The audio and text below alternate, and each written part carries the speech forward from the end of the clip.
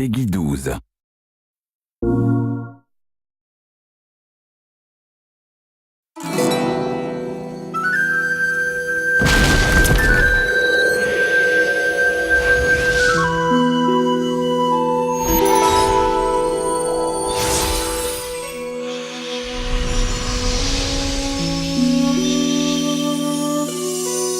We knew from the beginning we wanted it to be based around Celtic mythology, and we wanted a particular feel toward the world, so this feeling of a world suffused with magic. Our biggest draw was the Irish culture and Celtic influence in general. If it came from Northern Europe, it's probably in our game somewhere. We fight banshees. We bring up ancient war spirits. We have Celtic pixies running through magical forests. Ancient things called bogies. Bogies were the critters in the night that stole children and things from your cupboard. It's filled with knots and ghosts and sprites and bogies, but really it's brought into a modern understanding. We wanted to make sure to ground our game in some real mythology because we were going for an archetypal story. We wanted something that would be close enough to the medieval fantasy themes that gamers are very familiar with, but still fresh enough at the same time that it would feel like a new take on them.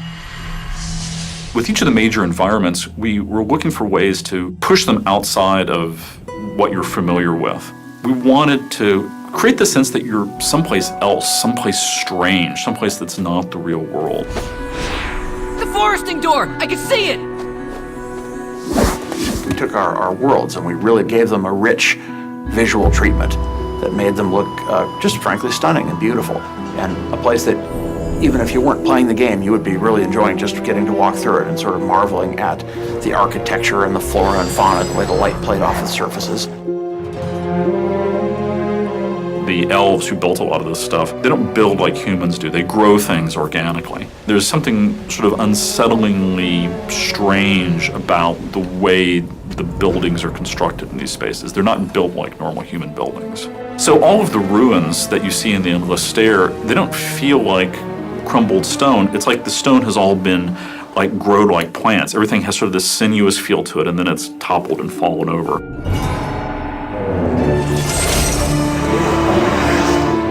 What we want is the player to always feel like that there is this sort of sense of menace in the world. When you first start off, you travel to the realm of the dead, and it creates a very particular sort of mood at the beginning of the game that immediately takes you outside of being in the real world. The whole idea behind Lockbarrow is wandering through a graveyard on a midsummer's night. It's this enormous ruined fortress that is filled with mist, and there's ghostly hands that are reaching up out of the ground every place you go. We call them the Restless Dead, long-lost battle spirits from Irish Celtic songs. In our world, we really draw on those ancient legends. Those were really a lot of the deep inspiration behind most of the critters that you'll find. We have several different base enemy types. We have the Restless Dead, we have the Forest Sylphs, and we have the Bogies, which are goblin-like creatures. There's all different types of bogies. There's fire shamans, ice shamans. There's warriors that just go berserk and run at you. We tried to create a silhouette and a profile that was far enough removed from goblins and trolls that it could be a fresh and original character. Hey!